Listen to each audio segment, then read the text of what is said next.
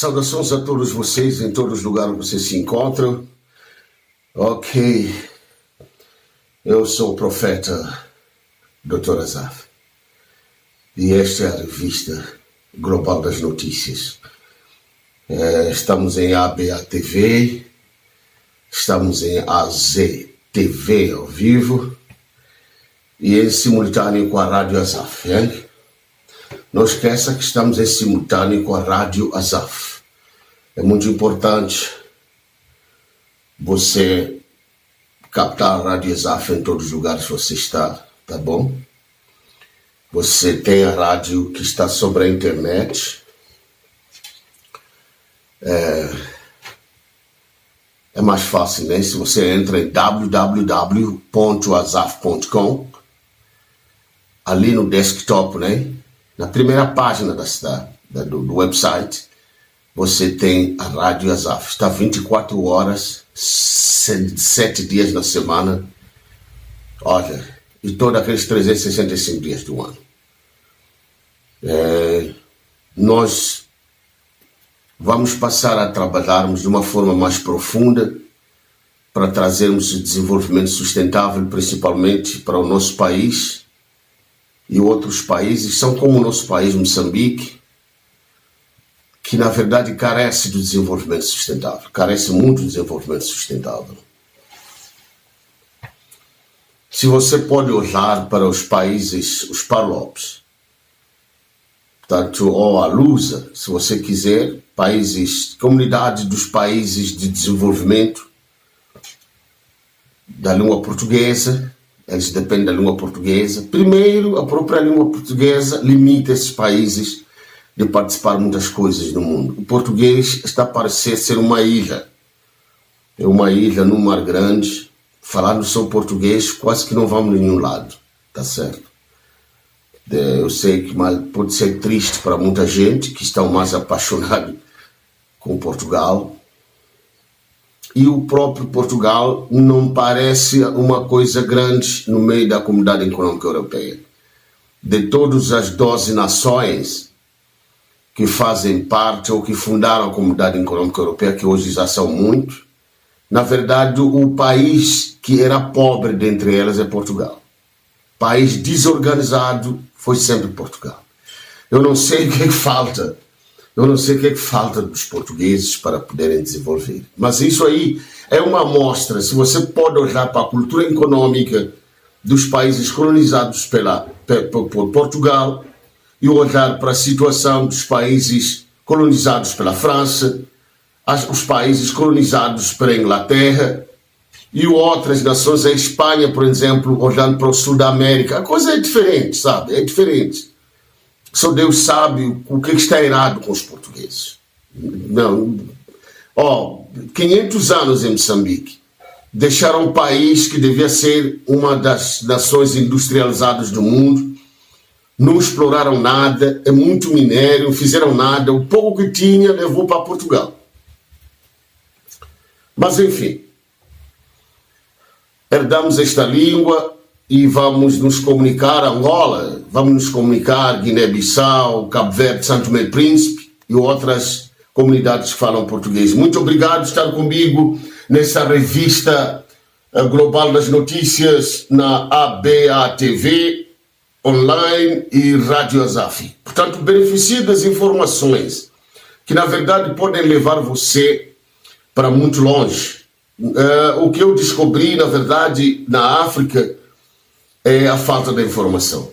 A África está tendo problema da falta da informação. Por isso que o seu desenvolvimento é muito devagar, muito devagar. Para você ter escola, você precisa fugir do seu país para outro país, porque no seu país o desenvolvimento educacional não presta. Para ter saúde, você tem que perfurar outras nações para ter o serviço hospitalar melhor, porque você está num país que não está avançado para nada no sistema de saúde. Meu Deus, para você ver uma estrada bem alcatroada, sabe? Como se chama, né, no nosso português, é tapete. Você tem que ir para outro país, porque no seu país as estradas são covas. Quer dizer, nunca dá certo. Alguma coisa está errado na informação. alguma coisa está errada na informação. Em todo caso, eu vos trago aqui umas notícias maravilhosas. Nós vamos estar junto por algumas dezenas de minutos que vão ser muito cruciais, portanto, no desenvolvimento das notícias que eu preciso trazer para vocês, tá certo? Vão ser muito cruciais. Fica a saber que, na verdade, semanalmente aqui nesse canal de YouTube, nós vamos ter sempre essa revista global das notícias, tá bem? Vamos ter essa revista global das notícias. Não para, o nosso movimento de evento a evento não para, porque esperamos que, na verdade, essa oferta de Deus, que Deus nos deu, Venâncio Mondlane, em Moçambique, ele veio para ficar, Foi muito atrapalhado o menino para não governar, o negócio para não governar Maputo, negócio para não governar o país, mesmo ganhando as eleições. Não tem problema, só que o sucesso vem de longe.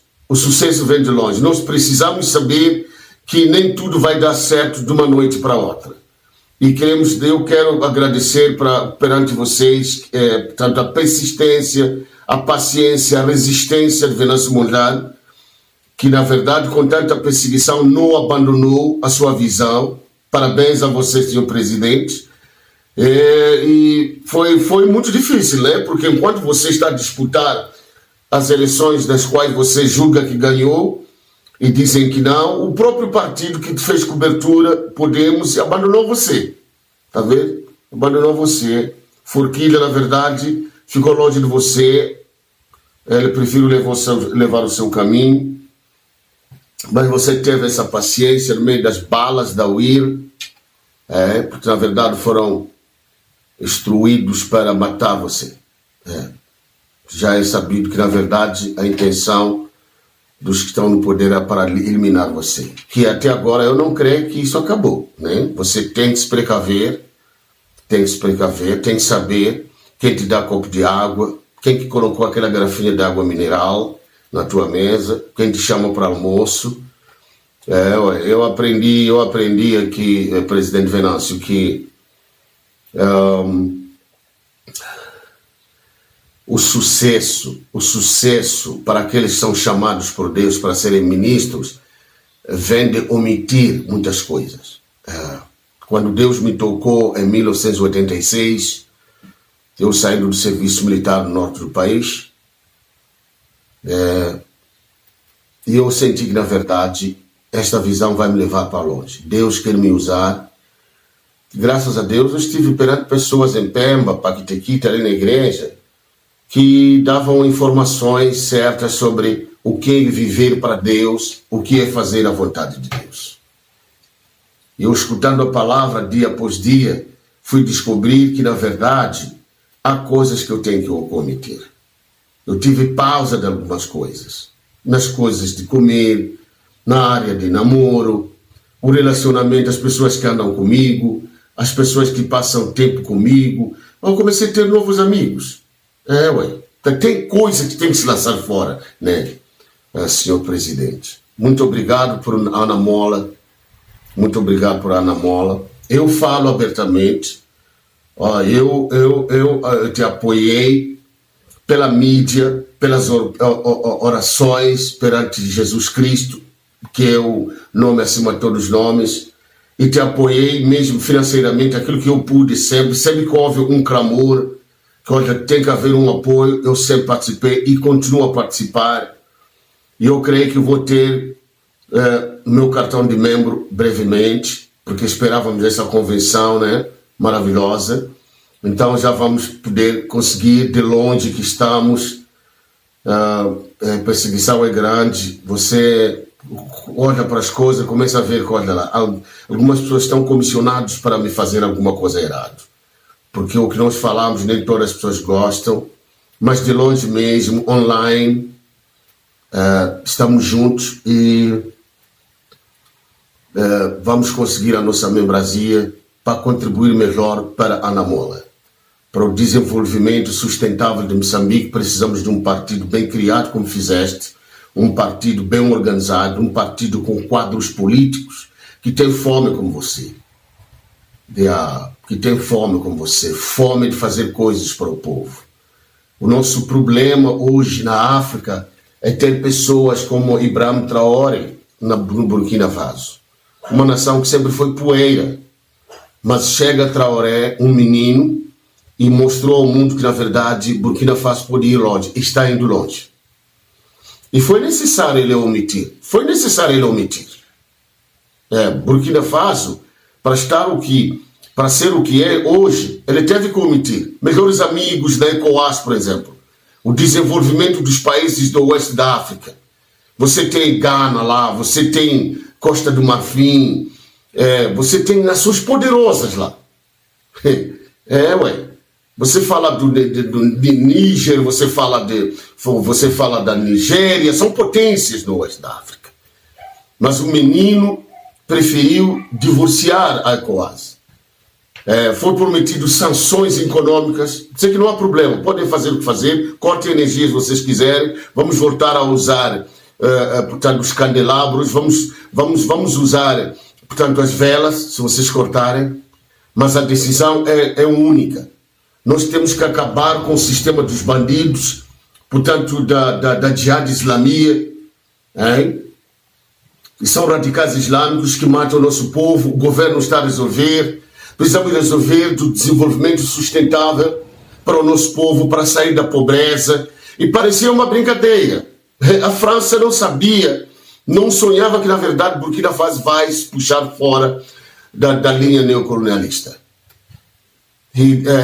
Então você tem nações hoje como Mali, é governado pelos militares, portanto, Burkina Faso pelos militares, a Guiné-Conakry pelos militares, estão puxando sua nação. Agora vai ser 100% na Costa do Marfim. É mais prático, eu posso dizer, é melhor ser governado por militares, como Samora Machel. O seu governo era um governo militar, mas que tinha a visão de desenvolver as questões pertinentes dentro da comunidade moçambicana. Você não vai apreciar uma pessoa que está no poder e não faz nada, mas fala de democracia. Burkina Faso é outra coisa hoje, já está sendo exemplo para a União Africana. A Ibrahim Traoré fala, todo mundo para. Nós também precisamos do nosso Venâncio Mundial em Moçambique, que quando ele falar vai ser referência para muitos. Já é referência em Angola, já é referência para muitas nações que estão a sofrer debaixo da opressão de uma autocracia democrática, de uma pseudo-democracia, que se fala que é democracia, mas na verdade é uma situação neocolonialista. As pessoas nunca se libertaram das nações que lhes oprimiram. Onde é que vai, por exemplo, o oeste da África? Meus irmãos moçambicanos, onde é que vai o oeste da África? Sem se desligar da França. Níger se desligou da França. Hoje eles são militares a governar. Preferiu ser criticado pelo mundo, mas sair do neocolonialismo. Mali, Burkina Faso, Guiné Equatorial, temos o Gabão, por exemplo. 50 anos nas mãos da família Omar Bongo, uma nação tão rica em petróleo, uma nação que devia estar longe, mas esses governos, eles têm endereço na capital dos seus países, tem endereço em Libreville, capital do Gabão, mas também tem endereço em Paris. Se você não pode achar em Libreville, você tem que pegar avião para conversar com ele em Paris. Quer dizer, como é que a pessoa fica com duas personalidades? Como você desenvolve? Como é que você desenvolve um país? Você tem dois corações. Quando eu escuto essas palavras, eu falo ao meu povo moçambicano do Rovuma, Maputo, do Zumba, as praias do Índico, sobre o menino Venâncio Mondlane. Estou vendo, por exemplo, o desenvolvimento do diálogo. Nós tivemos a introdução sobre o diálogo nacional que o chefe do Estado, Daniel Chapo, já introduziu no país, que vai ser inclusivo para todos, porque tem que haver reforma do Estado em Moçambique. Vimos concretamente, nesta ocasião, a escuta ativa, que é uma dimensão, a habilidade de comunicação que pressupõe ouvir o outro com atenção e empatia, captando e compreendendo não apenas palavras, mas o seu coração e o seu sentido. Mas igualmente, emoções, aspirações do nosso povo, o que segue nas entrelinhas, o que resulta dessa atitude de engajamento genuíno do povo moçambicano, essencial para a resolução de conflitos, quer sejam latentes, quer sejam manifestos. O Diálogo Nacional Inclusivo é, antes de tudo, e em jeito de reiteração, um espaço de escuta. Aqui não há excluídos. Estão presentes os partidos políticos com representação ou não no Parlamento, nas Assembleias Provinciais e nas Assembleias Autárquicas. Estão presentes as plataformas da sociedade civil e os movimentos de cidadania. Estão presentes o setor privado, a academia, as associações, ordens profissionais, bem como as confissões religiosas, lideranças comunitárias e tradicionais, jovens, mulheres, crianças. Não há nenhum moçambicano sequer que está excluído. Como foi dito aqui, ninguém precisa de fazer requerimento, nem uma carta, para fazer parte do Diálogo Nacional Inclusivo. Estamos todos convidados. É um processo que já começou. Eu recordo-me que em 2015, dia 7 de fevereiro, lançamos um movimento que o Jacama tendia para descentralização e culminou também com descentralização e o DDR. Mas já depois dessas últimas eleições, penso que viram, houve levantamentos que exigiram uma gestão do momento, e talvez não seja a altura para dizer como que a iniciativa nos veio de criar um movimento para o diálogo inclusivo de todos. Esse que o representante da União Europeia fez referência, mas os que estavam com essa iniciativa são moçambicanos, alguns estão aqui. Tivemos muitos encontros para gerir o ambiente e permitir para que o presidente eleito tomasse posse. Portanto, foi um momento de gestão extremamente importante e difícil, mas hoje ver o fruto e o resultado desta maneira é uma grande alegria para ver que, afinal, os moçambicanos todos são úteis. Tive encontros à noite com muitas camadas sociais, algumas vocês reportaram, outros já não, mas quando prescrever a história, essas personalidades serão conhecidas. Tudo depende de nós, da vontade, e vamos fazer, porque as revoluções são feitas pelas próprias pessoas, não são importáveis. Quando são importadas, não dão certo. O que nós devemos esperar deste movimento nacional que começa a partir de hoje é que sejamos abertos e elejamos todos a bandeira nacional como um propósito que todos nós, independentemente da cor partidária, somos chamados para influenciar. Há necessidade de mudar algo na lei-mãe. Esta é a oportunidade. Vamos identificar o que é, vamos discutir, vamos ver a vantagem e desvantagem, e os técnicos que estão para tratar do direito constitucional, onde depois ter a responsabilidade de cuidar deste assunto. Mas uma coisa é certa, nós somos um país estável, porque a nossa Constituição da República não sofre muitas alterações por gosto e belo prazer de seja quem for o chefe de Estado. A probabilidade do diálogo ser nacional eu acho que é muito grande, mas a probabilidade de ser efetivo, de ser inclusivo até este momento é muito questionável, porque até este momento me parece um debate que ele por si já traz um pequeno vírus de uma possibilidade da sua própria destruição, porque Há uma força que neste momento é inquestionavelmente o partido que mais cresce no país, que é o Anamola, um crescimento geométrico com probabilidade de nos próximos 2 anos ser o maior partido da história democrática do país. Se esse partido não fizer parte deste debate, significa que você tem uma grande franja da sensibilidade, das aspirações dos moçambicanos que não vai estar lá refletido. Há uma necessidade de trabalharmos para que possamos alavancar aquilo que é o compromisso nacional. Porque o que nós queremos é o envolvimento de todos. Vocês, jovens, os mais velhos e toda a sociedade. É o que nós esperamos. Porque se nós fizermos o trabalho é para que possamos mudar Moçambique. Mudar Moçambique é fazermos coisas diferentes. Nós gostaríamos de ver um Moçambique desenvolvido, envolvimento de jovens, porque os jovens estão a sofrer. Não tem habitação, não tem emprego, a nossa população tem falta de água potável, tem a falta de vias de acesso, tem a falta de assistência médica, medicamentosa, tem a falta de vários serviços. E nós gostaríamos que isso acontecesse. E muito mais a participação ativa nos processos eleitorais. Nós gostaríamos que pudéssemos ter eleições livres, justas e transparentes. E que a polícia fosse uma polícia republicana. Uma polícia que não atende um determinado partido. Hoje, pelo menos, notou-se que há uma vontade política. Agora, essa vontade política não basta seja feita via discursos políticos.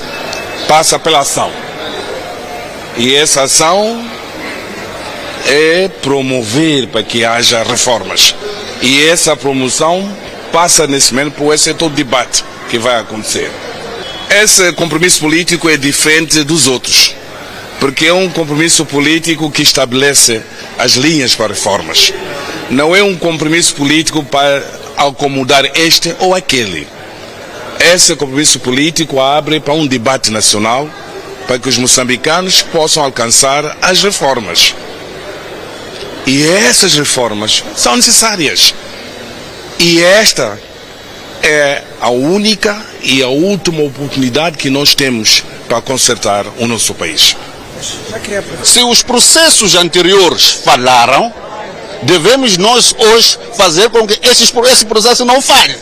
Não temos outro país, só temos Moçambique e como líderes temos responsabilidade para alentar o povo moçambicano e criar aqui uma discussão mais segura, mais sustentável. E nós acreditamos que o diálogo nacional inclusivo é a chave que os moçambicanos precisam para a dignidade de todo o processo democrático nacional, por um lado, mas também para criar ferramentas da refundação do Estado e prosseguir com processos de inclusão nacional, não só do ponto de vista de participação política, mas também para o desenvolvimento inclusivo.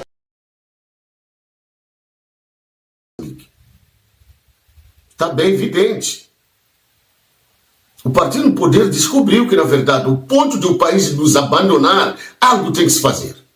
Foi muita mentira, é muito discurso, discurso, nada aconteceu. E veio a nova geração, né?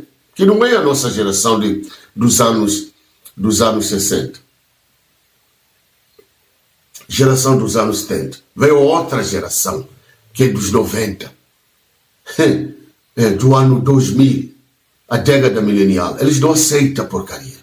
Estão cansados, eles estão online nos telefones, estão sempre no Facebook, estão no Instagram, olha, estão no LinkedIn, estão no YouTube. Eles veem o que está se passando em outros países, o desenvolvimento de outros países. Eles veem o que se passa no Botsuana, uma nação africana, é referência no mundo. Olha, se você tem uma mulher a caminhar 30 quilômetros à noite, ninguém lhe viola. 30 quilômetros. Mulher está a caminhar no Botsuana à noite, mas ninguém vai lhe violar. Aqui, estou falando do Botsuana aqui, que faz a fronteira com a África do Sul pelo oeste. Quem mata no Botsuana será morto. eu vou te falar, mesmo a África do Sul, sendo uma nação muito amiga com o Botswana, aquela mulher que matou o marido, porque disputavam, eram duas a disputar o mesmo homem, e era uma mulher sul-africana, até pensaram assim, não, como o governo sul-africano é amigo, está a pedir que ela seja julgado na África do Sul. Eles sabem que a África do Sul não vai lhe julgar bem. Os assassinos estão cheios nas prisões a comer frango assado na África do Sul. Quando parecia que as negociações vão dar certo mesmo, aquela mulher será liberta, não. No outro dia era a notícia do Ministério dos Negócios Estrangeiros do Botswana que, olha, venham levar a senhora X, o corpo dela, para enterrar na África do Sul. Para mostrar a justiça equitativa, sabe, a justiça de um governo, de um Estado que quer o bem-estar do seu povo. Vai matar aqui mesmo, aqui no reino de Mswati.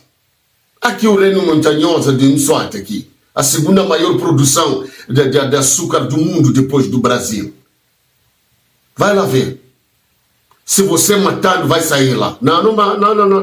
Você matou, vai morrer mesmo. Pode buscar o seu advogado, mas eu te garanto, em Eswatini você será morto, no Botswana você será morto, não tem como escapar.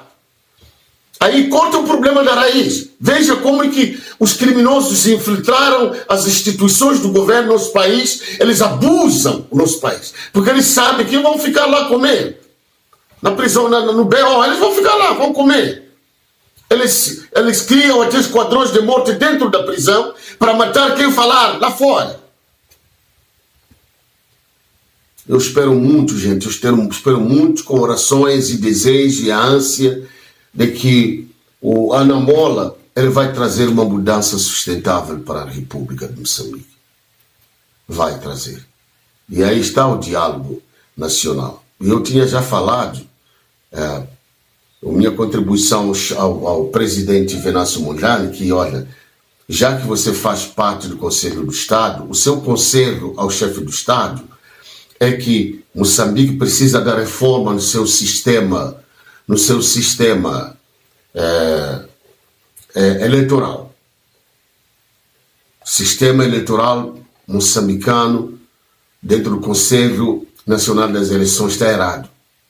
Eu cheguei a dar ponto de referência à República Federativa Brasileira.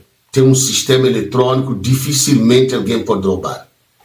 Trabalho no Sul da América há mais de 27 anos, tenho a minha sede no estado de São Paulo. Saio de São Paulo para a Europa, para o oeste da Ásia, em toda parte do mundo. Tenho os meus escritórios desde 1998 na cidade de Ribeirão Preto. Eu conheço o que estou a dizer. O Brasil tem um sistema de votação limpo. Olha, a votação é um país de mais de 212 milhões de habitantes. E você tem que saber no Brasil, se você tem mais de 18 anos e não ir para votar, você tem sanções. Olha, aquele teu BI de cidadão de federação, ela fica nula por um tempo. Ou você paga multa no Banco do Brasil. Por que não foi votar? Será que você não quer líder para você? Então, gente, esses milhões vão votar. Eles votam de manhã, até às 20 horas em tempo de notícias do Brasil, já sabe quem ganhou eleições, quem perdeu as eleições, ou vai ser o segundo turno. Então, eu falo mais para o meu presidente Venâncio Mondlane, porque eu vejo, senhor presidente, você está vestido com desejo puro, o desejo de levar esse país avante. Por favor, se consegue, converse com aqueles que podem se conversar, aproxima a Embaixada Brasileira em Moçambique, ou mesmo visite o Itamaraty, Alvorada, centro de poderes em Brasília, a capital do Brasil, e fala, olha, nós temos a paixão de usar o sistema eletrônico que vocês estão a usar para o nosso país. Não adianta, esse diálogo inclusivo não vai a nenhum lado, porque o problema de Moçambique não é diálogo. Moçambique é país de sempre diálogo. Olha, desde a independência são diálogos, não vai a nenhum lado. A reforma do Estado em Moçambique, ela parte do princípio de que o sistema de votação deve mudar, para que quem ganha as eleições é quem vai governar. Como disse o presidente Samora Machel, a maioria é no poder. Quem governa é quem ganhou eleições. É isso que estou a dizer aqui. E em Moçambique, quem ganhou eleições não governa. O governo aqui não ganhou eleições. Nós não podemos continuar numa situação podre dessa. Está aí diálogo, está aqui diálogo. Eles estão a fazer escutação aí, estão a aproximar o povo vai falar, mas nunca vão escutar a questão do povo. Não vão. Nós queremos ouvir que, olha, o sistema eleitoral em Moçambique está reformado, reforme o Estado. Mas comece com o sistema eleitoral. E se respeite a Constituição da República de Moçambique. Por exemplo, a questão de direito para se protestar. O direito para se protestar. Como é que você tem um ministro da polícia, o senhor Ronda, com o seu general da polícia, o senhor Bernardino, eles juntos sentados, dão ordem à polícia para matar as pessoas, porque as pessoas estão protestando. Olha, todo o protesto que houve depois das eleições de 2024, nunca encontrou-se um manifestante com arma na mão, mas a polícia não parou de matar as pessoas. Tem que acabar essa situação. Então tem muita coisa para informar o Estado. Muito obrigado por estarem comigo a esta hora. Olha, eu vou falar para vocês, temos muitas notícias. E enquanto estou mais na política, mas também estou puxando aqui a parte da economia. O Zimbábue, na verdade, está sendo visitado pela chama do desenvolvimento econômico que sempre pousou na República da África do Sul. Uau! Olha, eu vou te dar agora, você vai ver a situação da planta, portanto aqui fala-se, portanto, da planta, a maior planta, deve ser a maior planta da indústria de ferro da África. Está acontecendo no Zimbábue. Eu vou deixar passar para você ver aí. E ainda no Zimbábue, você pode ver que o Zimbábue já tem a indústria automobilística. What if I told you that in the heart of Zimbabwe, a self-taught inventor has created technology so revolutionary that it's catching the attention of world leaders and challenging everything we know about energy? Zimbabweans are capable of spearheading game-changing, first-of-a-kind innovations that challenge the world's traditional ways of doing things. First electric vehicle in the world that drives without needing recharging systems. On the greener power off-grid machine, it's very unique. For the first time, energy is being generated using a radio frequency and without moving paths. What if I told you this man has built vehicles that could run indefinitely without fuel or charging? The vehicle uses what we call the microsonic energy device. Microsonic energy device, it is the device that I personally invented in 2009, which harness radio frequencies, converted it into energy. As you know, radio frequencies, they are measured in nanovolts, meaning to say they are less than a volt, they are just like nothing. But we find a way of harnessing it through the creation of the 70% of the components in the microsonic energy, which I've tailor-made to have designed. So those are the components that enable the radio frequency to be transferred into pure, useful energy. And this is the first time in the world. And that his innovations are positioning Africa at the forefront of the next technological revolution. Meet Maxwell Chikumbutso, the Zimbabwean genius whose groundbreaking inventions are sending shockwaves through the global tech industry. This is the story of how one man's vision could transform not just transportation, but the entire way we think about energy itself. The year is 2024, and the world watches in amazement as Maxwell Chikumbutso, standing next to his revolutionary electric vehicle, this humble inventor from Zimbabwe, explains how his car operates on a principle that defies conventional understanding. No fuel, no charging stations, no external power source required. The energy comes directly from radio frequencies that surround us every day. Zimbabwe's President Emerson Mnangagwa himself has endorsed Chikumbutso's technology, announcing plans to launch the Saith electric vehicle on February 10, 2025. The vehicle boasts unlimited driving range, a top speed of 220 km per hour, and autonomous driving capabilities. Zimbabweans are capable of spearheading game-changing innovations that challenge the world's traditional ways of doing things, President Mnangagwa declared. But Maxwell Chikumbutso's story isn't just about one invention, it's about proving that revolutionary innovation can emerge from anywhere, especially from a continent that's often overlooked in global technology conversations. Born into humble beginnings in Harare, Zimbabwe, Maxwell Chikumbutso faced the same educational challenges that limit opportunities for millions of African children. At just 14 years old, circumstances forced him to leave formal education behind. But rather than seeing this as a limitation, Chikumbutso viewed it as freedom to pursue his true calling. From childhood, he possessed an insatiable curiosity about how things work, particularly electronic devices and energy systems. While other children played with toys, young Maxwell was dismantling radios, studying circuit boards, and dreaming of solutions to humanity's biggest challenges. His passion for sustainable energy wasn't just academic in a continent where energy poverty affects hundreds of millions of people. His work carries profound meaning. With no access to prestigious universities or billion-dollar research facilities, Chikumbutso became entirely self-taught. His laboratory wasn't equipped with the latest scientific instruments. It was a modest workshop where determination and ingenuity replaced expensive equipment. What he lacked in resources, he made up for with relentless curiosity and an unwavering belief that the impossible was simply undiscovered. His breakthrough came in 2009 when he invented what he calls the micro-energy device. This revolutionary technology supposedly harnesses radio frequencies and converts them into usable electrical energy. Now, radio waves surround us constantly, from AM and FM radio to cell phone signals, Wi-Fi, and countless other transmissions. But these frequencies carry incredibly small amounts of energy, measured in nanovolts, making them seemingly useless for practical power generation. Chikumbutso claims to have solved this challenge by creating a device where 70% of the components are his own design. These custom-engineered components allegedly enable radio frequencies to be converted into substantial, usable energy for the first time in history. According to Chikumbutso, his device can harness these ambient radio waves and transform them into enough power to run vehicles, televisions, and other electronic devices indefinitely. But his micro-energy device is just the foundation. What Chikumbutso has built upon this technology reads like a catalog of tomorrow's innovations, each more impressive than the last. His first major creation was a cordless-powered television that operates without any external power source. This isn't a battery-powered device that eventually needs recharging. According to Chikumbutso, this television runs indefinitely, drawing all its energy from radio frequencies in the environment.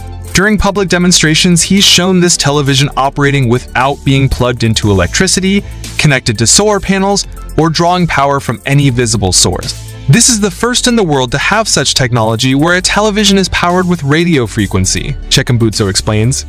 As you can see right now, I'm powering this television. You don't need to put it on electricity or solar panel or anything. But his television is just the beginning.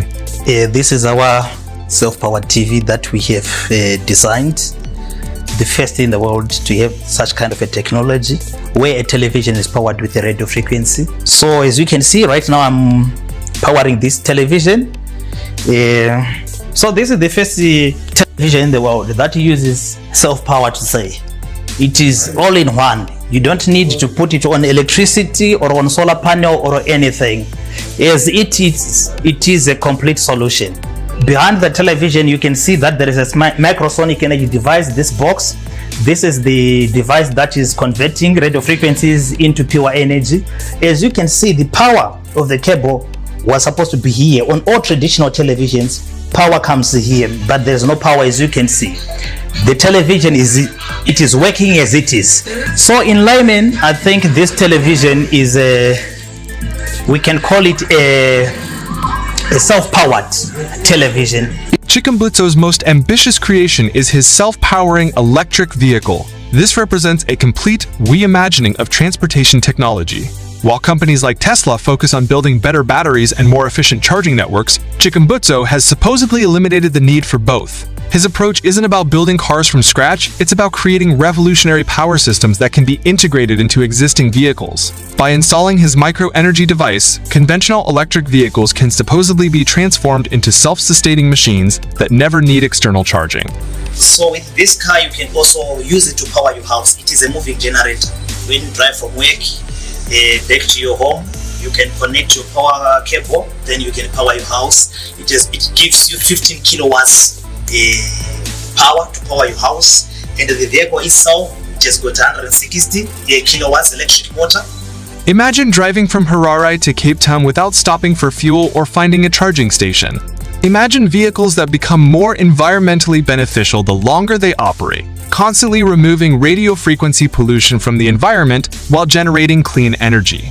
The implications extend far beyond individual vehicles. Chikumbutso envisions his technology powering everything from household electronics to industrial equipment. Há carros fabricados no Zimbábue e Harare que são movidos pela energia elétrica.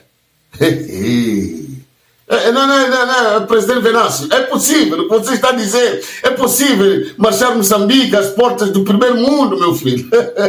Aqui o Zimbábue, aqui, tudo de lixo, de pobreza, hoje tem carros elétricos.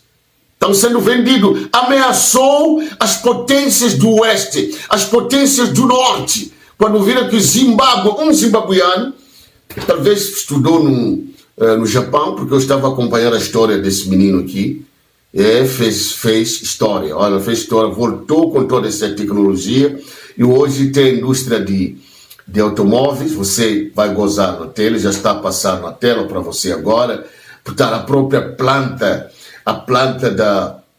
da indústria de ferro, por exemplo. The demand for iron and steel is growing rapidly across the African continent. In 2021, African countries imported $18 billion. The $1.5 billion steel plant in Manize in Zimbabwe's Midlands province began production in June 2024, producing pig iron. Think about a nation once crippled by economic collapse, now rising with Africa's largest steel plant. Backed by an $800 million Chinese investment, Zimbabwe is positioning itself to become a regional powerhouse in heavy industry. This is the story of Tsingshan Holding Group's mega steel project, a project that could transform Zimbabwe's economy, cut steel imports, and reshape Africa's industrial future. Let's dive in. Chapter 1. The $800 million mega deal. Tsingshan Holding Group just made a bold move by investing a whopping $800 million into Zimbabwe's steel industry. According to Mining.com, this project involves setting up brand new blast furnaces and rolling mills, plus all the infrastructure required to double Zimbabwe's steel production capacity from 600,000 tons to a massive 1.2 million tons every year. Think about that doubling output. That's a serious jump. For a country that's importing most of its steel, this is a game changer. Now, Zimbabwe's steel import bill clocks in at over $1 billion a year, which is a huge drain on the economy. But, as Zimbabwe's information minister, Jenfon Muswer, points out, according to Reuters, this investment slashes that bill and injects new life into the local economy. And listen, this is a revival of Zimbabwe's manufacturing muscle. For decades, the country's industry has struggled, but with this deal, expected to create a significant number of direct and indirect jobs, local businesses will boom, and regional trade routes will strengthen. Zimbabwe is getting ready to shine on Africa's industrial stage again, and Tsingshan's confidence is a big part of that story. Chapter 2. Who is Tsingshan? Now let's unpack who this giant Tsingshan Holding Group is. According to Business Insider Africa, Tsingshan is not just any metals company. It stands among the world's biggest nickel producers and stainless steel manufacturers. Their industrial empire extends far beyond China, with an ever-growing base in Africa. On the continent, Tsingshan has made bold moves in mining ferrochrome, lithium, and coking coal, all crucial minerals for the steelmaking process. What makes Tsingshan such a formidable player is their ability to control every step of the steel value chain, from mining raw materials to manufacturing finished steel products. This means they can carefully manage costs, quality, and supply reliability. Their great technical expertise and financial power give them a unique edge.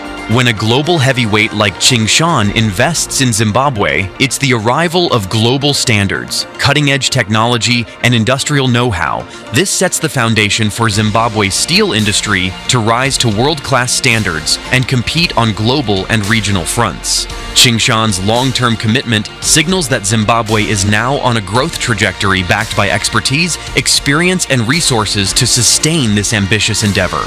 Chapter 3. Why Zimbabwe? You might ask, why Zimbabwe? The country boasts a rich industrial history, but like many places, its manufacturing capacity took a big hit during tough economic times decades ago. According to Reuters, Zimbabwe is endowed with abundant mineral reserves like iron ore, coal, and chromite. These essential raw materials naturally support robust steelmaking capacity. The government's recent policy focus has zeroed in on steel as a strategic industry. Zimbabwe sees steel production at the core of rebuilding infrastructure, expanding manufacturing, and fueling construction, activities essential for jump-starting economic growth. Currently, Zimbabwe imports steel valued at over $1 billion annually, as highlighted by Discovery Alert. That's a massive incentive to develop local steelmaking to reduce dependence and conserve precious foreign exchange. To that end, the government has been actively encouraging foreign investment to jumpstart the sector, creating a conducive environment for players like Tsingshan. This adds a powerful layer of strategic governmental support, combining resource wealth with investor interest, the perfect recipe for industrial revival. Chapter 4, the Mega Expansion Plan. Now let's zoom in on the nuts and bolts of the $800 million expansion project. Project Director Wilfred Matsi confirmed the plan to double Zimbabwe's carbon steel production from 600,000 tons to 1.2 million tons per year, according to Mining.com. This massive capacity boost catapults Zimbabwe into the top tier of African steel producers. The project includes constructing modern blast furnaces with large ore processing capacities, then installing centering and rolling mills that shape the molten steel into a variety of industrial products. Everything from steel bars to sheets and rods essential for construction and manufacturing. Upgrades in infrastructure aren't just about volume, quality is equally critical. These advancements aim to bring Zimbabwean steel up to international standards, crucial for infrastructure and export markets. Combined with efficiency improvements, the expanded steel plant will meet rising domestic demand and position Zimbabwe as a steel exporter servicing regional neighbors. These upgrades will help reduce supply bottlenecks, achieve cost benefits of scale, and give Zimbabwe the chance to become a regional steel supply hub. Chapter 5. Powering the plant. Steel production requires an enormous and reliable energy supply, a challenge that Zimbabwe has historically struggled with due to an unstable national electricity grid. To address this critical issue, Tsingshan's $800 million steel plant expansion project includes a dedicated 50-megawatt thermal power plant built exclusively to provide steady power for the facility. According to Discovery Alert, this independent power source safeguards the plant from the national grid's frequent outages and voltage irregularities, enabling continuous and efficient steel production. In addition, Tsingshan employs an innovative strategy to improve sustainability and reduce operational costs by utilizing furnace gas byproduct of the steel-making process. Approximately projected to supply up to 20% of the plant's energy demands will be met by capturing this furnace gas and converting it into electricity. This approach not only cuts down on energy consumption from the thermal plant and the national grid, but also lowers greenhouse gas emissions, contributing to a greener manufacturing process. This hybrid energy model, combining thermal power and furnace gas energy recovery, provides a forward-thinking, resilient power solution for Zimbabwe's steel industry. It ensures uninterrupted operations are essential for meeting ambitious production targets while setting a new standard in sustainable industrial power use in energy-constrained regions. This innovative energy approach strengthens the project's economic and environmental viability, making it a blueprint for heavy industries facing similar power supply challenges. Chapter 6. Africa's largest steel plant? Could Zimbabwe's Tsingshan steel plant become one of Africa's largest?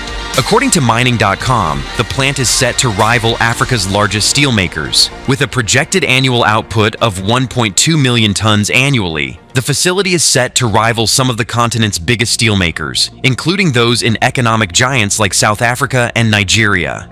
This scale of production is monumental for Zimbabwe, transforming it from a steel importer to a major producer capable of influencing regional markets. This sizable steel output means Zimbabwe can satisfy its domestic infrastructure and industrial demands more effectively.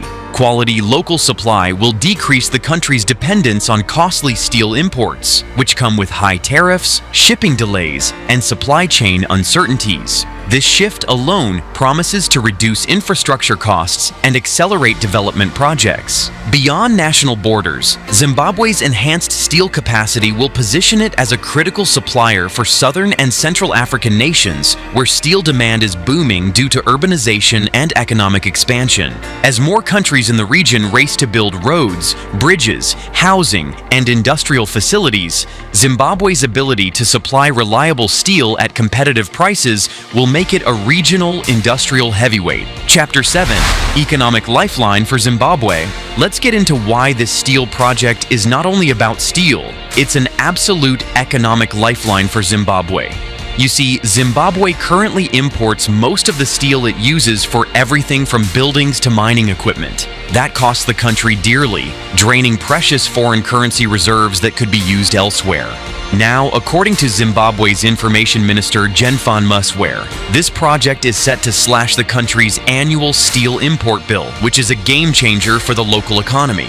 But that's just the beginning. This steel plant expansion is going to create more jobs, not just in the factory itself, but across the entire supply chain. Construction, logistics, mining, manufacturing, and beyond. The ripple effect of job creation will help universities, local businesses, and families. The boost to local employment means more money circulating in Zimbabwe's economy, which is the kind of growth that transforms communities. Also, strengthening supply chains is crucial. Having reliable locally produced steel means construction firms and miners won't have to wait weeks or even months for imports. Projects get completed faster, costs drop, and the whole industrial ecosystem becomes more efficient and competitive. This isn't just about a steel plant. It's about kickstarting a full industrial revival in Zimbabwe. Chapter 8, Voices of Leadership. Now, here's where things get really interesting. The political leadership backing this mega project. Minister Jenfan Musware didn't just endorse the project casually, he called it a national turning point. That's a powerful language. The government clearly sees this steel expansion as a top priority. Meanwhile, the project director, Wilfred Matsi, aligned perfectly with that vision, giving strong technical assurances that the plant will deliver the promised production capacity. This unity is crucial.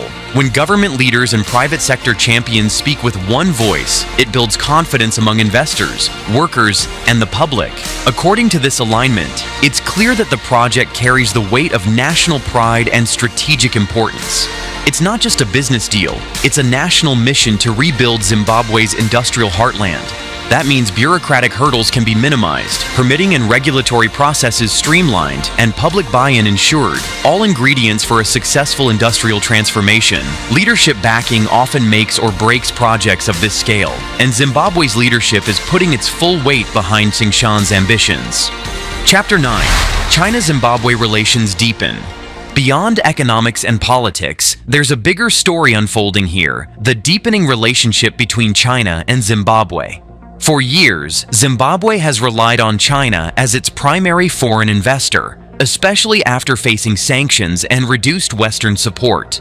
According to Business Insider Africa, Tsingshan Steel Project is not an isolated venture. It fits within a broader pattern of Chinese investments in Zimbabwe's mining sectors, ferrochrome, lithium, and coal, broadening Beijing's role as Harare's most reliable economic partner. This project deepens the ties, not just through dollars, but through sustained industrial cooperation and technology transfer. It's a win-win. Zimbabwe gets much-needed capital and expertise, and China secures strategic access to Africa's rich mineral markets and growing industrial hubs. China's role is more than investment, it's geopolitics in action. Zimbabwe's success with Tsingshan showcases how resource-rich African nations might leverage partnerships with China to climb the value chain, moving from raw materials exports to exporting finished goods like steel. This is a significant shift in Africa-China cooperation and could redefine economic relationships on the continent. At the same time, this growing involvement raises important debates about sovereignty and economic dependency. Balancing transformative investment with national control is a challenge Zimbabwe and other African nations must navigate carefully. Chapter 10, Challenges and Risks Ahead. Now, it's not all smooth sailing. Let's talk about the challenges. Any mega project, especially in emerging markets like Zimbabwe, faces risks that could impact success. According to Mining.com, financing risks are there. Fluctuations in global commodity prices can affect profitability, and energy shortages remain a serious challenge even with planned power infrastructure improvements. Moreover, environmental concerns around steel production are growing worldwide. Managing carbon emissions and waste requires continuous investment and innovation. If not handled well, environmental impacts can lead to regulatory hurdles and public opposition. Political stability is a wild card. Zimbabwe's industrial sector has historically been affected when political uncertainty creeps in, making investor confidence shaky. Reliable power supply is another critical factor. The success of production hinges on consistent energy, which Tsingshan plans to secure, but may still face reliance on regional power imports, including from Zambia's grid and thermal plants. However, the company has stated plans to mitigate these risks with robust management, local partnerships, and technology upgrades. The stakes are high, but so is the potential. With strong leadership and continuous innovation, these obstacles can be managed. Chapter 11, the bigger picture. Finally, let's zoom out from Zimbabwe to see the bigger picture. This isn't just about one country's factory, it's about Africa's industrial future. According to Mining.com, this steel mega project embodies the possibility for Zimbabwe to shift from a net importer of steel to a powerful regional exporter. Fully successful, this project will show how resource-rich African nations can break free from a historical pattern of exporting raw materials and instead climb the value chain by processing and manufacturing finished goods locally. That means higher incomes, better technology transfer, diversified economies, and more jobs across the continent. For China, Tsingshan's project reflects a mature economic partnership with Africa, moving beyond simple trade to deep investments in industrial infrastructure. This new chapter in Africa-China cooperation could set a precedent, inspiring similar projects in other countries, helping the continent industrialize sustainably and efficiently. For Africa, this shift means faster infrastructure development, reduced dependence on imports, better balance of trade, and stronger regional economic integration. A planta da indústria de ferro. Opa, a planta da indústria de ferro. Então, o Zimbábue está indo longe. Nós queremos esse desenvolvimento sustentável. E outra, nós falando do desenvolvimento sustentável, está aqui, estou vendo aqui a vida da economia do Ruanda. Ruanda é governado por uma pessoa só, Paulo Kagame. O presidente Paulo Kagame não aceita oposição, tá bom, mas não vamos deixar para lá. Mas olhando para a economia, estou saindo um pouco da política para olhar a economia. Ruanda, em 30 anos, nas mãos de Paulo Kagame, governando sozinho, mas tem desejo de fazer alguma coisa para o seu povo. Veja, o país virou a Singapura da África. Singapura é um país de primeiro mundo lá no oeste da Ásia. E Ruanda virou o quê? Ruanda virou a Singapura da África aqui no oeste do continente africano. Está a disputar a potência econômica o Quênia. Entendeu? Com todo o apoio chinês que o Quênia tem. Mas veja Ruanda, uma nação pequena, mas é o luxo de viver na África. Hoje já tem táxi aéreo. Veja na tela, por favor. Veja na tela, veja no ecrã da televisão que estou a colocar. Já tem táxi aéreo. Se está tudo engarrafado, você vai gastar um pouco mais, você é levado de cima para o aeroporto, é levado de cima ao seu escritório. Isso é Ruanda. É a primeira demonstração da potência econômica que pode trazer a sustentabilidade aos povos da África. Forever. This is Kigali, Rwanda, with a population of 1.4 million. During the Aviation Africa 2025 summit, the country experienced the first ever public flight of a self-flying passenger drone. The vehicle in question is a EHang A216s, a fully autonomous and pilotless electric aircraft that took to the skies in what would become Africa's first successful flying taxi demonstration. But here's what most news outlets won't tell you. this wasn't just a test flight. This was Rwanda announcing to the world that they're not just participating in the future, they're leading it. Now you might be wondering, why Rwanda? Why not New York? Why not Tokyo? Why not Dubai? I mean, we're talking about a country that, just 30 years ago, was facing one of the world's greatest tragedies. So how did they become the aviation pioneer of Africa? The answer lies in something most countries struggle with, but Rwanda mastered. And by the end of this video, you'll understand exactly why Rwanda is about to become the Silicon Valley of Africa. But first, let me show you exactly what this flying taxi can do, because the specs are absolutely insane. Meet the EHang A216. This isn't your typical aircraft. It's completely autonomous, meaning no pilot required. 2 passengers, 16 rotors arranged in a coaxial double design. And here's the kicker. It can fly for 35 kilometers on a single charge. But speed? This thing cruises at 130 kilometers per hour. That means a trip from downtown Kigali to the airport, normally a 45-minute drive through traffic, becomes a 5-minute flight. And the safety features? Absolutely mind-blowing. The A216s uses something called distributed electric propulsion, which means if one motor fails, you've got 15 others keeping you in the air. Triple redundancy flight control systems, automatic emergency landing, real-time monitoring, comprehensive backup systems for all critical components. This thing is literally safer than most commercial airline. Each of the 16 motors is completely independent, so even if half of them failed, which is virtually impossible, you'd still land safely. But here's where it gets really interesting: the economics.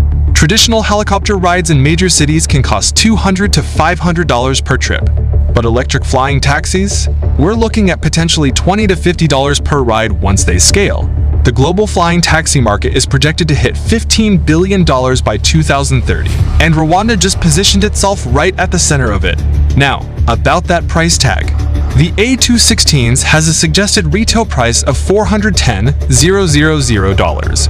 That might sound expensive, but compare that to a traditional helicopter, which costs anywhere from $1.5 to $15 million, $410,000 for a fully autonomous electric aircraft that requires no pilot training, no fuel, and minimal maintenance starts looking like a bargain. The charging infrastructure is equally impressive. The aircraft takes just 1 hour to fully charge, and with smart battery management systems using 12 independent battery packs, even if several batteries failed, the aircraft would still operate safely. We're talking about solid-state battery technology here, some of the most advanced in the world, with an energy density of 480 watt-hours per kilogram.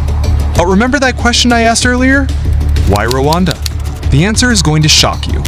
Today, for the first time in Africa, a self-flying air taxi will take to the skies.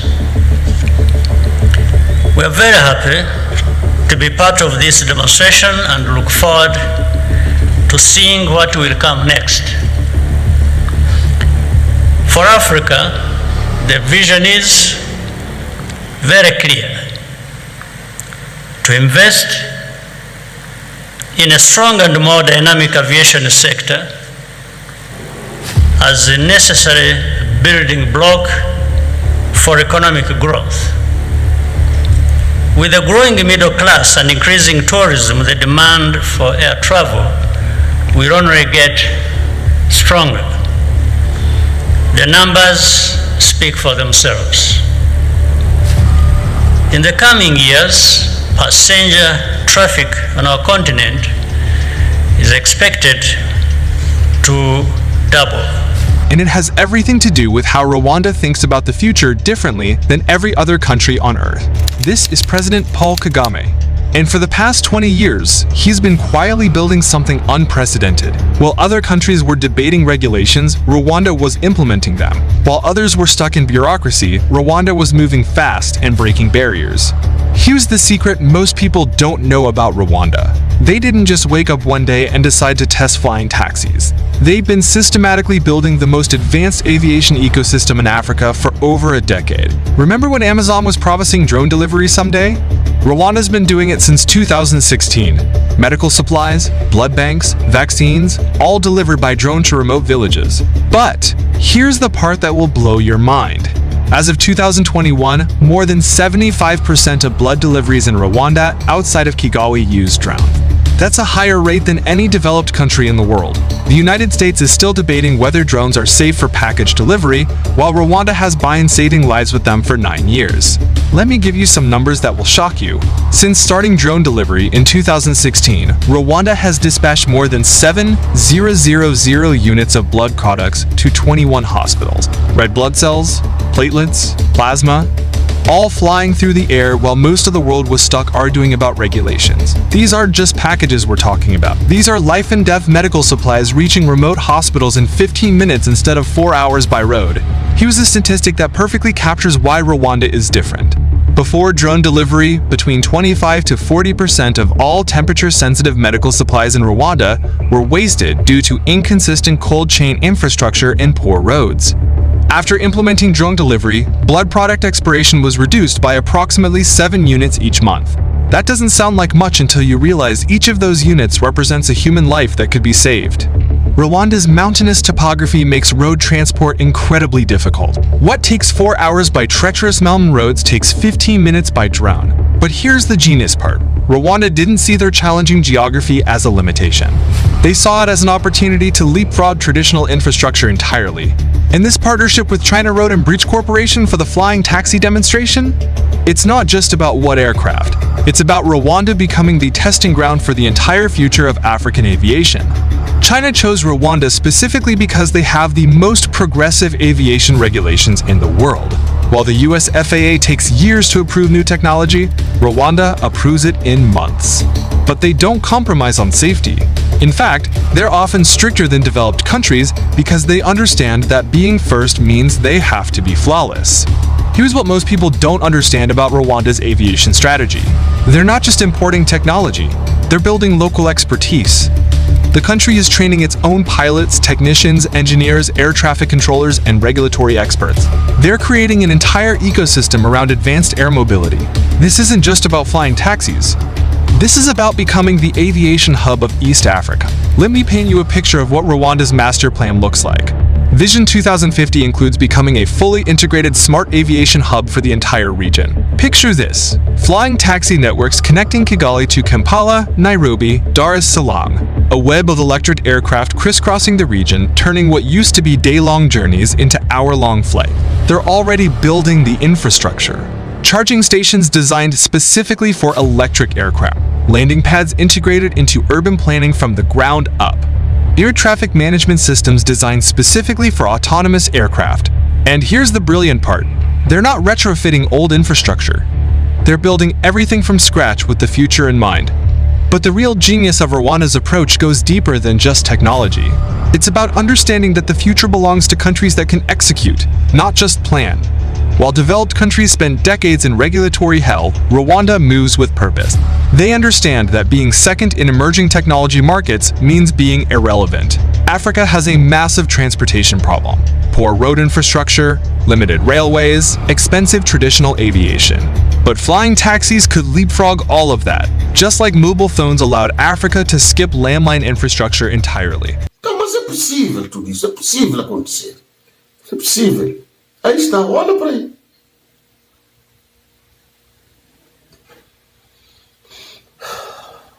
Que dizer, gente? Será que nós não podemos ser como Estados Unidos? Estados Unidos também foi uma nação. Estados Unidos também foi uma nação que começou do zero para ser uma potência grande. É verdade, foi uma nação que começou do zero para ser uma potência hoje. Exatamente. O Brasil foi uma nação que começou do zero e para ser o que é hoje o Brasil.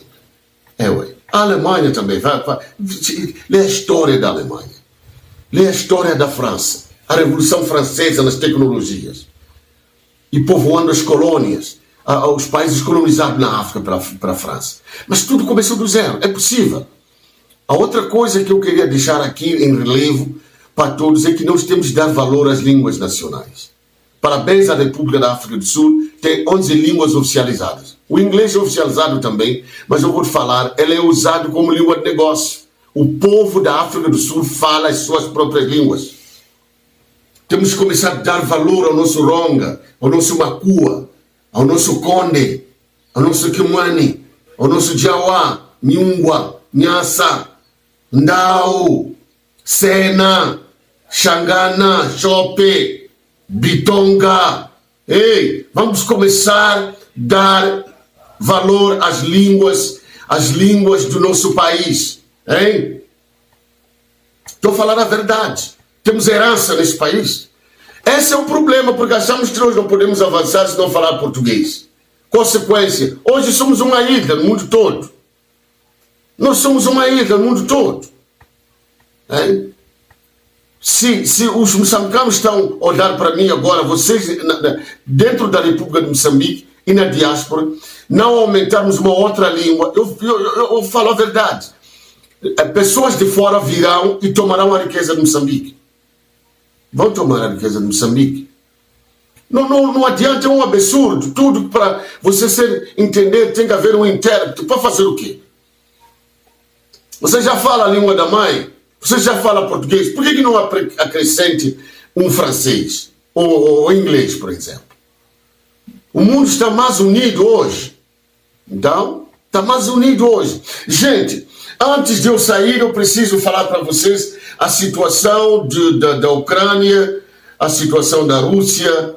Ela está a envolver as nações. O mundo está a marchar para uma guerra, terceira guerra mundial total. Está a marchar para onde? Terceira guerra mundial total. Porque ela já é a terceira guerra mundial. Aquela guerra da Rússia e a Ucrânia, na verdade, é a guerra das potências. Por isso que a Rússia não está a vencer a Ucrânia, porque atrás da Ucrânia tem a OTAN. Só que agora a Rússia deliberadamente está lançando drones militares a passar o espaço aéreo da Polônia e provocando a NATO. Nós estamos perante uma situação em que o mundo pode acordar, está debaixo do fumo das armas nucleares. Veja esse artigo aí, por favor. Embora está tudo em inglês muitas das vezes, mas veja lá o que está a se passar aí. Nesta quarta-feira, caças da OTAN abateram múltiplos drones russos que violaram o espaço aéreo da Polônia, forçando a aliança a invocar o artigo 4 do seu Tratado de Defesa. A Rússia nega a intenção hostil, mas a questão que os líderes em Bruxelas e Washington estão se fazendo é: foi um acidente ou foi um teste deliberado para medir a velocidade e a determinação da resposta da OTAN em um dos momentos mais tensos desde a Guerra Fria? Desde o início da guerra na Ucrânia, os céus sobre a Europa se tornaram um campo de batalha invisível. Em 2023, os caças da OTAN foram acionados mais de 300 vezes para interceptar aeronaves, um procedimento conhecido como Scramble. 80% dessas missões foram em resposta a voos militares russos. Para entender a escala, isso significa que quase todos os dias, em algum lugar da Europa, um piloto da aliança recebe a ordem de decolar em menos de 15 minutos para confrontar uma aeronave russa que se aproxima do espaço aéreo protegido. Este estado de alerta permanente é o novo normal. A guerra acontece logo ao lado. Mísseis russos já atingiram alvos a apenas 25 quilômetros da fronteira polonesa, uma distância tão curta que o som das explosões pode ser ouvido em território da OTAN. Em resposta, o secretário-geral da aliança, Jens Stoltenberg, foi claro que desde o início da guerra ilegal da Rússia na Ucrânia, a OTAN aumentou a vigilância em todo o flanco oriental. Essa vigilância é um sistema complexo, conhecido como alerta de reação rápida. Na prática, isso significa que pilotos de caça estão de prontidão 24 horas por dia, 7 dias por semana, prontos para decolar em no máximo 15 minutos. É um mecanismo de defesa aperfeiçoado durante a Guerra Fria, quando bombardeiros soviéticos Tu-95 testavam rotineiramente os tempos de resposta do Ocidente. A tática não é nova, é uma continuidade histórica, um jogo perigoso de provocação e resposta. Com a tensão tão alta, o que acontece quando alguém decide cruzar a linha de forma proposital? Na noite de 9 de setembro de 2025, um ponto aparece nos radares da OTAN. Sua trajetória é clara, ele não vai desviar. A violação do espaço aéreo é iminente. Mas não é um único ponto, são 19. Durante um período de 7 horas, entre 23h30 e 6h30 da manhã, uma onda de drones russos do tipo Shahed cruzou a fronteira e penetrou no espaço aéreo da Polônia. O Comando Operacional das Forças Armadas Polonesas classificou o evento como uma violação sem precedentes. Um dos drones viajou por quase 300 quilômetros dentro do território polonês, sendo finalmente encontrado perto da cidade de Mniszków, no centro do país. Para entender a gravidade, precisamos olhar para a arma utilizada. O drone Shahed, de fabricação iraniana e produção russa, não é uma aeronave de reconhecimento de curto alcance. É uma munição loitering, ou drone suicida, com um alcance de até 2.000 quilômetros, projetado para ataques de longa distância. Sua rota de voo não foi um erro de navegação. Foi uma trajetória que tornava a violação do espaço aéreo da OTAN inevitável, transformando um incidente técnico em uma provocação política deliberada. O alarme soa. Em minutos, caças poloneses e aliados estão no ar. A resposta da OTAN é imediata e coordenada. Caças F-16 poloneses e F-35 holandeses, operando sob o comando da aliança, interceptam e abatem vários dos drones. O almirante Giuseppe Cavo Dragoni, chefe do Comitê Militar da OTAN, elogia a ação decisiva. O secretário-geral Mark Rutte confirma: nossos sistemas de defesa aérea foram ativados e salvaguardaram eficazmente o território da OTAN, exatamente como foram projetados para fazer. A resposta militar foi rápida e precisa, mas o verdadeiro confronto começou horas depois, com a resposta de Moscou. O Ministério da Defesa russo emitiu uma negação cuidadosamente redigida. A declaração não negou que os drones eram seus, mas afirmou que alvos para destruição no território da República da Polônia não foram planejados. Em outras palavras, a Rússia não negou a ação, apenas a intenção hostil. Essa negação moveu o conflito do campo militar para o político. A velocidade da resposta da OTAN foi um forte contraste com o precedente de 2015, quando a Turquia abateu um caça russo Su-24 que violou seu espaço aéreo por apenas 17 segundos. Aqui, a violação durou mais de 7 horas, indicando uma provocação muito mais sustentada e complexa. Mas se a Rússia sabia que os drones seriam abatidos, por que enviá-los? A resposta é que os drones não eram o alvo. A resposta da OTAN era o alvo. A Rússia sacrificou 19 drones para ganhar algo muito mais valioso: dados em tempo real sobre como o sistema nervoso da defesa funciona. Este não foi uma agressão, foi uma operação de coleta de inteligência. Para entender a lógica, precisamos dissecar o sistema de defesa aérea da OTAN, conhecido como NATINAMS. Na prática, ele funciona como um organismo único. Primeiro, um sensor, como um radar polonês, detecta uma ameaça.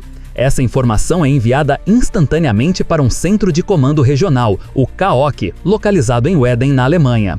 Lá, comandantes da OTAN analisam os dados e dão a ordem de interceptação. Essa ordem pode acionar um caça polonês, holandês ou americano que decola de uma base próxima para neutralizar a ameaça. Ao forçar a OTAN a ativar todo esse sistema por mais de 7 horas, a Rússia pôde observar cada passo. Seus postos de escuta puderam coletar inteligência de sinais, ou SIGINT.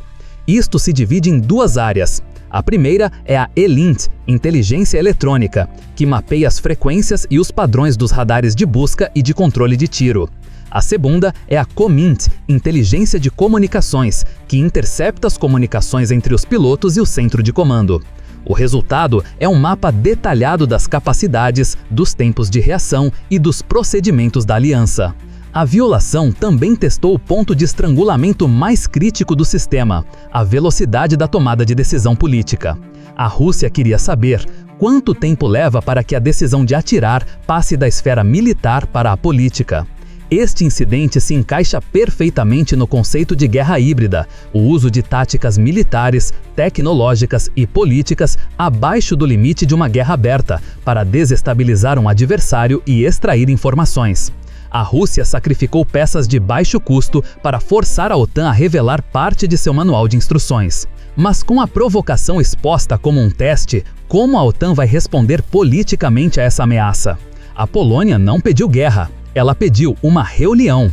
Em resposta à violação, o governo do primeiro-ministro Donald Tusk invocou o artigo 4 do Tratado do Atlântico Norte. Para entender o que isso significa, precisamos abrir o Manual de Regras da OTAN. O artigo 4 é o alarme de incêndio da aliança. Ele não joga água no fogo, mas força todos os 32 membros a sentarem à mesa e formularem uma resposta unificada. O texto diz: as partes consultarão sempre que, na opinião de qualquer delas, a integridade territorial, a independência política ou a segurança de qualquer das partes for ameaçada. É um mecanismo de consulta, não de guerra.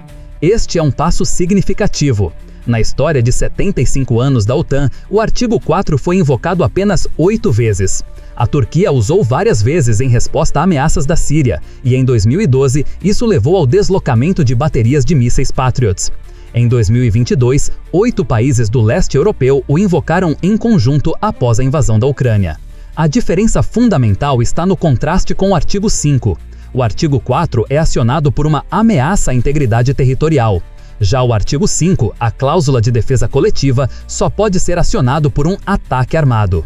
Ao invocar o artigo 4, a Polônia transformou a provocação russa em um teste de coesão para toda a aliança, forçando líderes como Emmanuel Macron da França e Keir Starmer a formularem uma resposta única e oficial à ação de Moscou. A Rússia testou o sistema militar da OTAN. A Polônia, por sua vez, usou a arma legal da aliança para testar sua unidade política. Após a reunião de consulta, o Conselho do Atlântico Norte emitiu uma declaração condenando as incursões de drones sem precedentes e reafirmando o compromisso com a defesa coletiva. Mas as palavras foram seguidas por ações. Nos dias seguintes, a OTAN aumentou em 30% as missões de suas aeronaves de vigilância sobre a Polônia e o Mar Báltico. Varsóvia, por sua vez, anunciou o envio de mais 5 caças F-16 para as missões de alerta rápido. A Rússia conseguiu o que queria. Forçou a OTAN a revelar parte de seu manual de instruções. Agora, a aliança enfrenta um dilema. A resposta, embora eficaz, foi previsível. Para o próximo teste, a OTAN precisa recalibrar sua postura de dissuasão. Analistas de defesa já discutem a necessidade de alterar as regras de engajamento, talvez introduzindo medidas não letais como guerra eletrônica como um primeiro passo antes do abate. A Rússia agora sabe exatamente como a OTAN reage a uma violação em larga escala com drones. A questão que fica para os estrategistas em Bruxelas é como provar que no próximo teste a resposta pode não ser tão contida. A Rússia pode ter perdido 19 drones, mas a OTAN perdeu um elemento crucial, a ambiguidade sobre suas próprias regras. E em um jogo de dissuasão, a incerteza é uma arma poderosa. O que acontece se no próximo incidente a Polônia decidir que uma violação dessa escala não é mais uma ameaça, mas um ataque, e invocar o artigo 5? O teste de Varsóvia revela a nova fronteira da guerra na Europa. Não é um campo de batalha de tanques e trincheiras, mas uma zona cinza de testes de sistemas, provocações calculadas e guerra de informação. E antes de nós abandonarmos os estudos, vocês vão ter essa nota de guerra contra narcotráfico. O presidente Donald Trump, da White House, ele decidiu, na verdade, mandar frota de guerra para o Mar do Caribe para combater o narcotráfico. E descobre-se que esse narcotráfico é, portanto, liderado pelo ditador da Venezuela, Nicolás Maduro, que também não aceita quem ganha eleições no governo. Ele perdeu as últimas eleições e as outras, mas não aceita.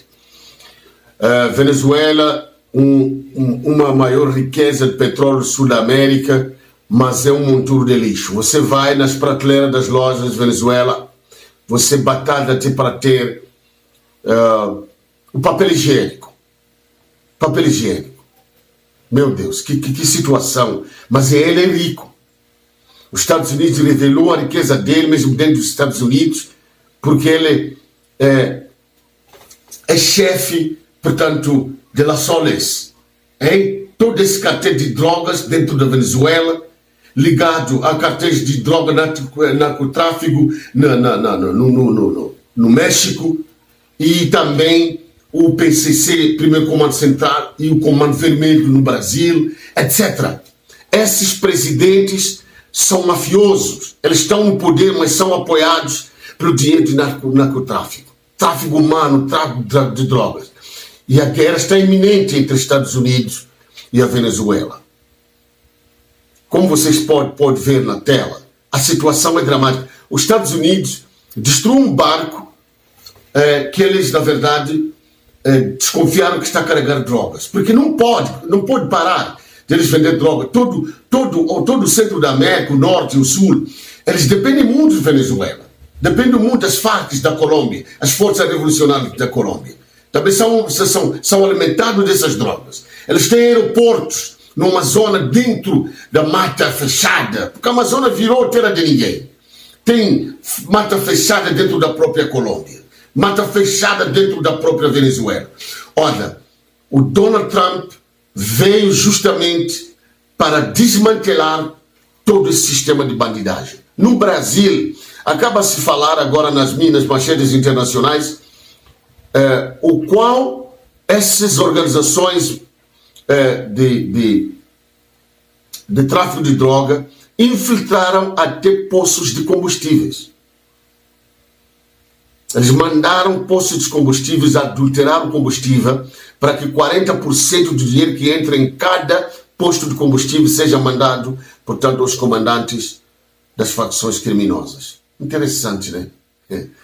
E o governo Lula disse a representantes de Donald Trump que facções como o Comando Vermelho e o PCC, primeiro comando da capital, não podem ser classificadas pela lei brasileira como terroristas, e sim como criminosas.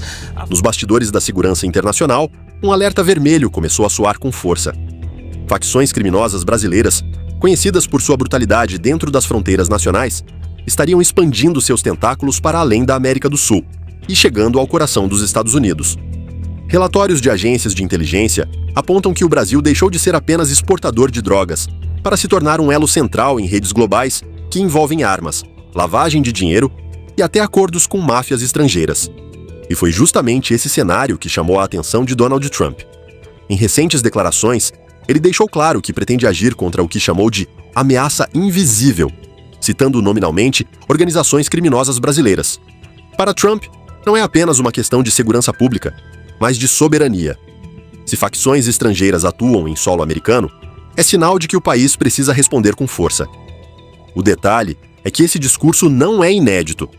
Na Venezuela, Trump já defendeu medidas militares para enfraquecer Nicolás Maduro e desmantelar redes criminosas ligadas ao regime. Agora, ao trazer o Brasil para o centro da narrativa, ele pode estar prestes a mudar o equilíbrio da geopolítica mundial. Mas a pergunta é, o que exatamente Trump pretende fazer com o Brasil? E até onde essa ofensiva pode chegar? Para começar a responder, precisamos entender como o crime organizado brasileiro cruzou fronteiras e fincou presença dentro dos Estados Unidos. Durante anos, a percepção comum era a de que o crime organizado brasileiro, apesar de poderoso e extremamente violento dentro das fronteiras nacionais, limitava suas ações ao território da América do Sul. Mas, aos poucos, essa visão começou a ruir. Investigações internacionais revelaram que facções brasileiras, como o primeiro comando da capital e o Comando Vermelho, já não se contentam em dominar apenas o tráfico de drogas interno ou controlar rotas regionais. Elas ampliaram seus tentáculos para além da Amazônia e do Cone Sul, atravessando fronteiras e penetrando em rotas internacionais que chegam até a Europa, a África e, mais recentemente, os Estados Unidos. Esse avanço não aconteceu por acaso. Ele é fruto de uma estrutura bem organizada, que funciona como uma verdadeira multinacional do crime, com hierarquia definida, sistema financeiro próprio e até conexões políticas, capazes de garantir proteção e expansão. O impacto disso no território americano foi percebido inicialmente em investigações discretas feitas pela DEA e pelo FBI, que notaram a entrada de carregamentos de cocaína com origem em portos brasileiros e intermediários ligados a facções nacionais. Mas o que antes era apenas tráfico se transformou em algo mais complexo. Autoridades americanas detectaram a presença de operadores brasileiros em cidades estratégicas, envolvidos não apenas na venda de drogas, mas também em esquemas de lavagem de dinheiro e conexões com gangues locais. Em alguns casos, as próprias máfias mexicanas, historicamente dominantes no mercado americano, teriam fechado acordos de cooperação com criminosos do Brasil, um movimento que elevou a preocupação de Washington a um novo nível. Esse cenário não passou despercebido por Donald Trump, que desde sua administração sempre utilizou o discurso de combate às ameaças externas para fortalecer sua base política. Em recentes declarações, ele mencionou explicitamente que não permitirá que organizações estrangeiras dominem as ruas americanas, e citou o Brasil como parte dessa equação perigosa. Para Trump, não se trata apenas de segurança pública, mas de soberania nacional. Se grupos estrangeiros conseguem agir dentro dos Estados Unidos, isso é interpretado como um sinal de fraqueza que precisa ser corrigido com ações duras. O paralelo com a Venezuela é inevitável. Lá, Trump já defendeu operações militares para desestabilizar Nicolás Maduro, associando diretamente o regime a redes criminosas internacionais. Agora, ao apontar o dedo para o Brasil, ele abre um novo capítulo nessa narrativa de guerra contra o crime. O detalhe é que o Brasil não é um regime isolado como a Venezuela, mas um aliado comercial, diplomático e estratégico dos Estados Unidos. Atacar o problema aqui exige mais cuidado, mas também pode trazer consequências ainda mais profundas, tanto para a política americana quanto para a estabilidade brasileira. E é justamente nesse ponto que a tensão aumenta. Como Trump pretende agir contra um país aliado que, ao mesmo tempo, abriga facções criminosas cada vez mais globais? A resposta pode estar em uma combinação de medidas inéditas que vão muito além de discursos inflamados. Quando Donald Trump fala em combater o crime organizado, suas palavras raramente ficam apenas no campo da retórica. Foi assim com a Venezuela, quando o então presidente norte-americano autorizou operações militares na região. E agora, o mesmo discurso ganha força ao mencionar o Brasil. A diferença é que, desta vez, não se trata de enfrentar um regime autoritário hostil aos Estados Unidos, mas de lidar com um aliado estratégico que, paradoxalmente, abriga facções criminosas com alcance internacional. Isso coloca Washington em uma encruzilhada: agir de forma dura, como fez com Caracas, ou adotar medidas inéditas que misturam diplomacia e pressão militar. Segundo analistas ligados ao Departamento de Estado, Trump enxerga 3 frentes principais para enfrentar o problema. A primeira é a econômica.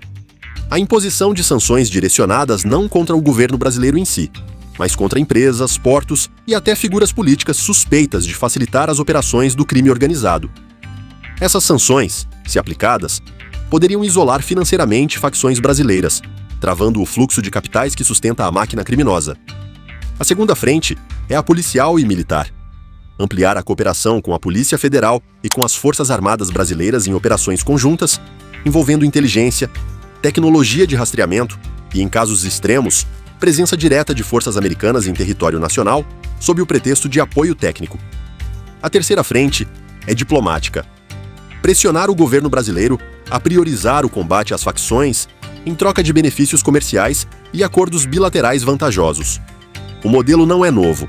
Trump já usou estratégias semelhantes no Oriente Médio, quando vinculou ajuda financeira a ações concretas contra o terrorismo. Agora, o inimigo não veste turbante nem se esconde em desertos, mas opera em favelas, portos e até gabinetes políticos brasileiros. Para Trump, isso pouco importa. Ele define como inimigo qualquer força capaz de ameaçar a segurança interna dos Estados Unidos. E nesse discurso, o crime organizado brasileiro já foi oficialmente incluído. O ponto mais polêmico, no entanto, é a possibilidade de Trump propor uma espécie de guerra híbrida contra o crime no Brasil, replicando em parte o que defendeu na Venezuela: uso de tropas de elite, agentes infiltrados e cooperação secreta entre agências de inteligência. Isso, claro, geraria uma onda de reações tanto no Brasil quanto no cenário internacional, pois abriria um precedente perigoso de ingerência direta em um país considerado parceiro. Ainda assim, para Trump, a prioridade é clara: proteger as cidades americanas de uma ameaça que, em seu discurso, já não pode ser ignorada. O mais inquietante é que esse plano não é apenas teoria. Relatórios recentes indicam que agências americanas já mapearam portos brasileiros, rotas aéreas e conexões políticas que estariam na mira de futuras operações. E se essa pressão for de fato colocada em prática, o Brasil poderá enfrentar uma crise sem precedentes, em que terá de escolher entre alinhar-se totalmente a Washington ou arriscar retaliações pesadas. Mas a grande pergunta que surge é: até onde essa ofensiva pode escalar? Porque se Trump decidir usar o mesmo manual que aplicou contra a Venezuela, o Brasil pode se tornar palco de algo ainda mais perigoso: operações secretas, agentes infiltrados e pressões que, segundo relatórios, já começaram nos bastidores. Se o plano de Donald Trump contra o crime organizado brasileiro realmente sair do papel, os efeitos não ficarão restritos às fronteiras nacionais. O Brasil por ser a maior economia da América Latina e peça central no comércio global de commodities, se tornaria palco de um conflito, com ramificações econômicas, diplomáticas e até militares. O primeiro impacto seria interno. A pressão americana poderia obrigar o governo brasileiro a endurecer drasticamente sua política de segurança, aumentando operações contra facções e intensificando a presença militar em áreas dominadas pelo crime. Isso, inevitavelmente, geraria confrontos ainda mais violentos dentro do território nacional, com riscos diretos para a população civil. Facções encurraladas tendem a reagir com brutalidade. E a possibilidade de ataques coordenados contra agentes do Estado ou até contra alvos estratégicos, como portos e refinarias, não pode ser descartada. No campo econômico, a situação também seria delicada. Sanções direcionadas contra setores estratégicos do Brasil, especialmente ligados a portos e transportes, poderiam afetar a exportação de grãos, minérios e petróleo, pilares fundamentais da balança comercial brasileira. Empresas estrangeiras, temendo represálias, poderiam rever investimentos no país, gerando instabilidade no mercado financeiro e desvalorização da moeda. Em outras palavras, um choque econômico capaz de frear o crescimento e provocar uma crise política. Ao mesmo tempo, a pressão diplomática americana dividiria a América Latina. Países alinhados a Washington, como Colômbia e Chile, provavelmente apoiariam as medidas contra o Brasil, enquanto nações com histórico de atrito com os Estados Unidos, como Venezuela, Cuba e Nicarágua, explorariam a situação para reforçar seus discursos anti-imperialistas. O resultado seria um tabuleiro geopolítico fragmentado, em que o Brasil estaria no centro de disputas de influência. A União Europeia e a China, principais parceiros comerciais do país, também teriam de se posicionar. Para a China, que depende das exportações brasileiras de soja e minério de ferro, a instabilidade não seria bem-vinda, mas poderia abrir espaço para oferecer apoio econômico em troca de maior alinhamento político. Já para a Europa, preocupada com direitos humanos e estabilidade regional, a situação representaria mais um desafio em um cenário global já turbulento. Mas há uma consequência ainda mais alarmante. O risco de o Brasil ser tratado como um novo epicentro da guerra contra o crime internacional, algo semelhante ao que aconteceu com a Colômbia nas décadas de 80 e 90, durante o combate aos cartéis de Medellín e Cali. Naquela época, a intervenção americana não apenas intensificou a violência, mas também remodelou completamente a política interna colombiana. Se a história servir de lição, o Brasil pode estar à beira de um ciclo semelhante, em que pressões externas e confrontos internos se entrelaçam em um cenário de instabilidade prolongada. E é justamente nesse ponto que reside a grande questão. O Brasil conseguirá enfrentar suas próprias facções sem abrir mão da soberania diante dos Estados Unidos?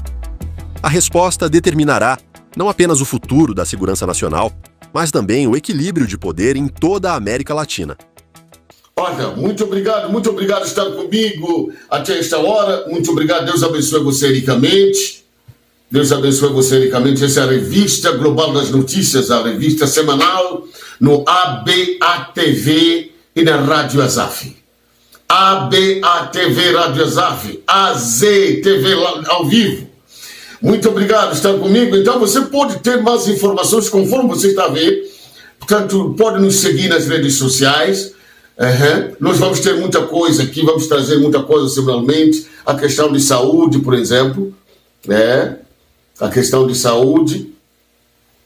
Nós precisamos de doutores médicos nos explicar como preservar certas doenças. Vamos ter aqui, questão educacional. Você pode ver as publicidades aí.